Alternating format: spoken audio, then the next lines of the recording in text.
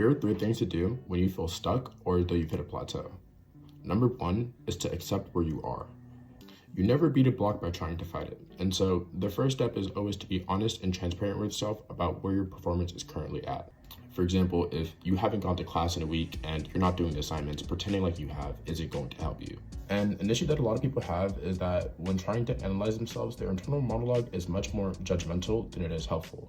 And whenever they underperform or fall behind, they go straight into judgment instead of trying to actually understand what it is that led them to falling off track in the first place. And so a very helpful framing switch for this sort of constructive self-criticism is to switch from asking yourself, why can't I do this? Or why am I so lazy? To instead saying, this action or this behavior is unbecoming of me. What is it that led me to believing this was the correct decision? And if you answer that question honestly, it will lead you to the exact cues and cognitive patterns to avoid in order to be more productive. Step number 2 is to chunk down the task and to map out the proverbial mountain. The phrase mapping out the mountain stems from the actual activity of mountain climbing, which from an outsider perspective might seem as though it should just be straight upward movement, but in reality is a lot more lateral. Going up a bit, going down, going back up a little bit, making small progress, etc. And this same principle applies to the learning curve for any skill. Instead of just being a straight upward slope, it's much more likely that your progress is going to resemble the jagged edges of a mountain. And so, once you've gotten a clear idea of where you are relative to where you want to be, the next step is to chunk down, or to break the larger task into more manageable pieces. There's a saying that goes, the only way to eat an elephant is one bite at a time.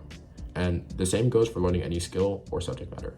Having the task remain on the abstract or more amorphous level of something like write this essay or complete this project makes it much more daunting than if you break it down into its pieces, like write 250 words or create the template or create the slides. Because when you break the larger task into discrete pieces and make yourself aware of exactly what pitfalls or obstacles to expect, you'll get far less distracted or frustrated by unexpected setbacks, and therefore make progress much quicker. And finally, step 3 is to get some win momentum.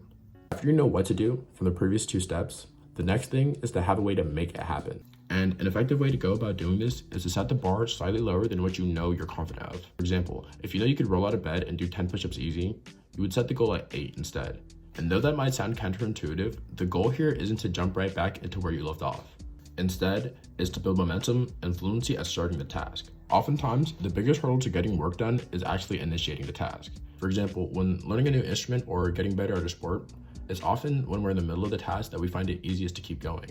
However, it's at the stage of putting on the shoes or pulling the instrument out of the case that most people fall short. And so by having that bar set lower than what you know you can accomplish, at least in the beginning, what you do is make it much more likely that you'll continue to do the task. If you set the game to where you know you'll get wins early, then momentum or dopamine will encourage you to keep putting work in, therefore creating a positive feedback loop where more time spent means more improvement seen, means more time spent, etc.